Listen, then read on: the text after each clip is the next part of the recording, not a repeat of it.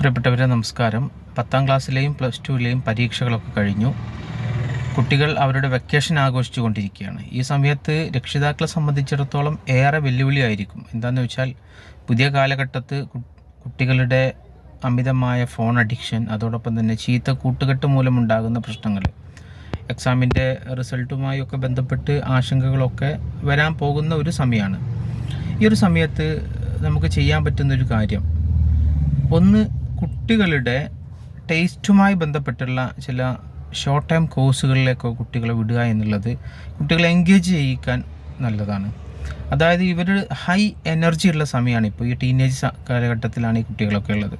അപ്പോൾ ഇവർക്ക് ഇവരുടെ ഈ ഊർജം അതവർക്ക് ഏതെങ്കിലും തരത്തിൽ റിലീസ് ചെയ്യണം, അല്ലെങ്കിൽ അത് അവരിൽ ഒരുപാട് പ്രശ്നങ്ങൾ ഉണ്ടാക്കും. അപ്പോൾ ഓരോ കുട്ടികൾക്ക്, ഇപ്പോൾ ചില കുട്ടികൾക്ക് ക്രാഫ്റ്റ് വർക്കുകൾക്ക് താല്പര്യം ഉണ്ടാവും.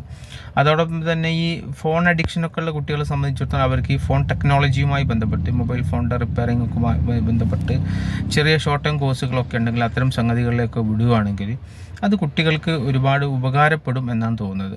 ഇതിലൊക്കെ പ്രധാനമായിട്ട് എനിക്ക് പറയാനുള്ളത്, ഇവർക്ക് ഉപരിപഠനത്തിലേക്ക് പോകേണ്ടതായിട്ടുണ്ട്.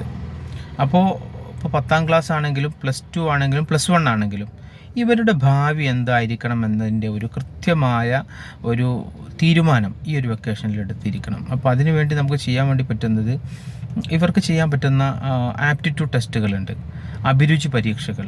അതായത് ഈ ആപ്റ്റിറ്റ്യൂഡ് ടെസ്റ്റ് നടത്തിയാൽ നമുക്ക് കൃത്യമായിട്ട് അറിയാൻ വേണ്ടി സാധിക്കും എന്താണ് ഇവരുടെ ഫ്യൂച്ചർ, ഇവർക്ക് താല്പര്യമുള്ള മേഖല ഏതാണ്. നമുക്കറിയാം ഒത്തിരി കുട്ടികൾ ഈ അവരുടെ പഠനത്തിൻ്റെ സമയത്ത് ഒരുപാട് ടെൻഷനും ഒരുപാട് പ്രശ്നങ്ങൾ അനുഭവിക്കുന്നുണ്ട്. ഒരുപക്ഷെ ഈ ഒരു കാരണം അവരുടെ ഈ പഠന സമയത്തുള്ള പിരിമുറുക്കങ്ങളാണ് ഒരുപാട് അവരുടെ പ്രശ്നങ്ങളിലേക്ക് എത്തിക്കുന്നത്.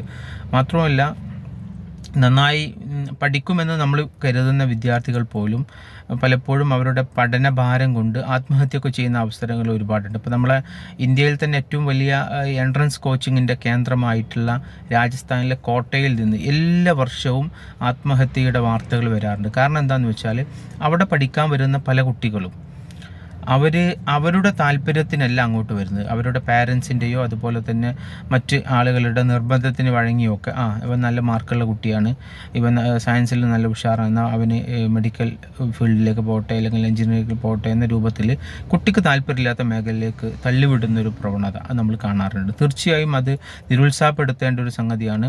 ഒരു കോഴ്സും മെച്ചമല്ല, അതോടൊപ്പം മോശവുമല്ല എന്നുള്ളത് നമ്മൾ മനസ്സിലാക്കണം. അപ്പോൾ കുട്ടിയുടെ അഭിരുചി, കുട്ടിയുടെ ഒരു ഇന്നറായിട്ട് കുട്ടിക്ക് ചില മേഖലയോട് താല്പര്യം ഉണ്ടാവും, അതിനെ കണ്ടെത്താവുന്ന ആപ്റ്റിറ്റ്യൂഡ് ടെസ്റ്റുകളുണ്ട്. ഈ ടെസ്റ്റുകൾ കുട്ടികളെ ഈ നിർബന്ധമായി അറ്റൻഡ് ചെയ്യിപ്പിച്ചാൽ ഏറെക്കുറെ കുട്ടിക്ക് താല്പര്യമുള്ള, കുട്ടിയുടെ രീതിയുമായി ഇണങ്ങുന്ന, കുട്ടിയുടെ അഭിരുചിക്ക് ഇണങ്ങുന്ന ഉപരിപഠന മേഖല, അതുപോലെ തന്നെ ഭാവിയിൽ കുട്ടി ഏറ്റെടുക്കേണ്ട തൊഴിൽ മേഖല കണ്ടെത്താൻ വേണ്ടി സാധിക്കും. അങ്ങനെയാണെങ്കിൽ ആ മേഖലയിലേക്ക് കുട്ടികളെ തിരിച്ചു വിടുകയാണെങ്കിൽ കുട്ടികൾക്ക് പഠനം എളുപ്പമാവും. നമ്മൾ സാധാരണ ഇപ്പോൾ ഈ ലഹരിയുമായൊക്കെ ബന്ധപ്പെട്ട പ്രശ്നത്തിൽ പറയാറുണ്ട്, പഠനം തന്നെ ലഹരിയാക്കുക എന്നുള്ള രൂപത്തിൽ.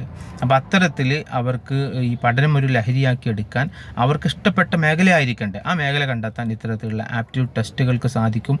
അപ്പോൾ നിങ്ങൾ ഓൺലൈനായിട്ടും ഓഫ്ലൈനൊക്കെ ആയിട്ട് ഇത്തരം ആപ്റ്റിറ്റ്യൂഡ് ടെസ്റ്റുകൾ നടത്തുന്ന ചില ഏജൻസികളുടെ കോൺടാക്ട് ഡീറ്റെയിൽസ് ഞാൻ ഈ ഒരു വീഡിയോയുടെ ഡിസ്ക്രിപ്ഷനിൽ കൊടുക്കുന്നുണ്ട്. അപ്പോൾ തീർച്ചയായും നിങ്ങളൊക്കെ പരമാവധി നമുക്ക് ഒരു കുട്ടിക്ക് ചെയ്ത് കൊടുക്കാൻ പറ്റുന്ന ഏറ്റവും വലിയ കാര്യം എന്ന് പറയുന്നത് ആ കുട്ടിക്ക് ഇഷ്ടപ്പെട്ട പഠന മേഖലയിലേക്ക് കുട്ടിയെ എത്തിക്കുക എന്നുള്ളത്, അതിനുള്ള ഗൈഡൻസ് കൊടുക്കുക എന്നുള്ളതാണ്. അതിനുള്ള സഹായകരമാകുന്ന ഈ ആപ്റ്റിറ്റ്യൂഡ് ടെസ്റ്റ് നടത്തുന്ന ആളുകളുടെ ഡീറ്റെയിൽസ് ഞാൻ ഇതിൻ്റെ ഡിസ്ക്രിപ്ഷനിൽ കൊടുക്കാം, നിങ്ങൾക്ക് അവരുമായി കോൺടാക്റ്റ് ചെയ്യാം.